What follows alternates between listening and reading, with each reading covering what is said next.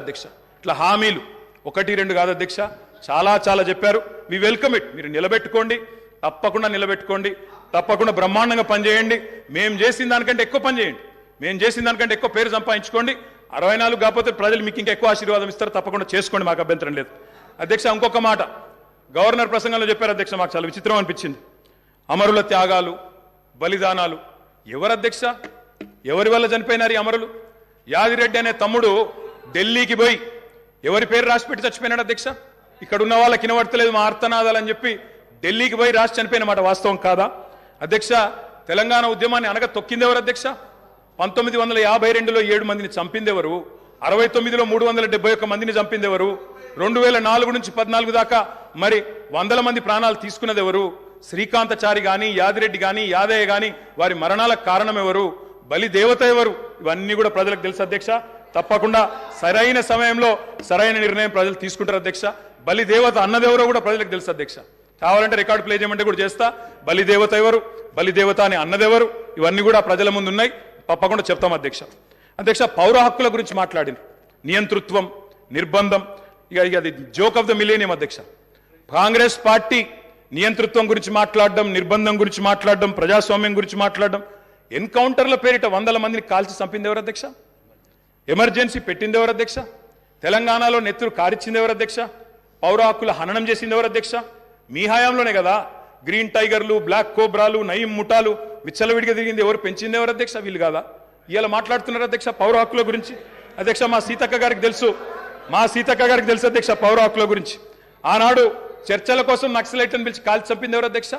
వీళ్ళు కాదా అధ్యక్ష? నేనేమంటున్నా అంటే ఇవాళ వచ్చి 1000 ఎలుకలు తిన్న పిల్లి తీర్థయాత్రలకు బయలుదేరినట్టు చాలా నీతివంతమైన మాటలు మాట్లాడతామంటే కుదరదు అధ్యక్ష. చరిత్ర చెరిపేస్తే చెరిగిపోదు, చించేస్తే చినిపోదు అధ్యక్ష. ఇంకొక మాట, ఇంకా చాలా ఉన్నాయి అధ్యక్ష చెప్పాలంటే. అధ్యక్ష ఒక్క మాట, విద్యుత్ రంగం గురించి చాలా చెప్పారు అధ్యక్ష.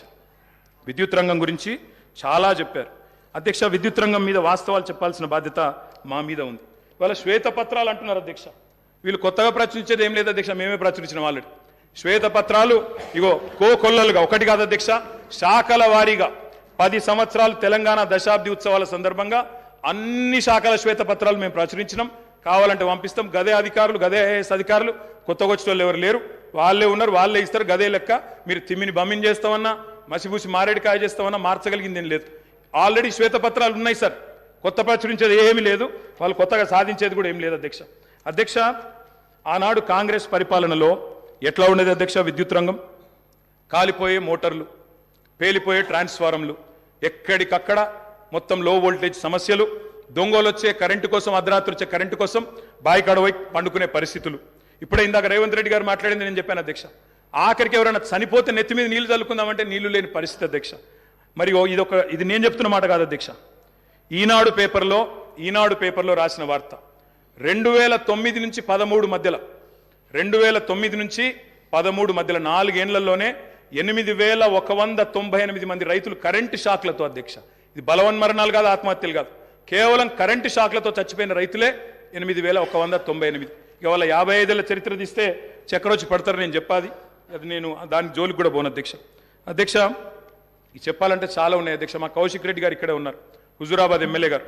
ఆ ఎమ్మెల్యే గారు గతంలో అక్కడ హుజూరాబాద్లో మరి కేసీఆర్ గారు స్వయంగా పోయి అక్కడ భిక్షపతి అని ఒక రైతు చనిపోతే మా మధుసూనాచారి గారు, మాజీ స్పీకర్ గారు, కేసీఆర్ గారు స్వయంగా పోయి ఆ రైతును పరామర్శించి ఆ కుటుంబాన్ని ఆదుకున్న పరిస్థితి. పాము కాటుతో చనిపోయినారు అధ్యక్ష. ఏముండే అధ్యక్ష కాంగ్రెస్ పార్టీ ప్రభుత్వం యొక్క పర్ఫార్మెన్స్?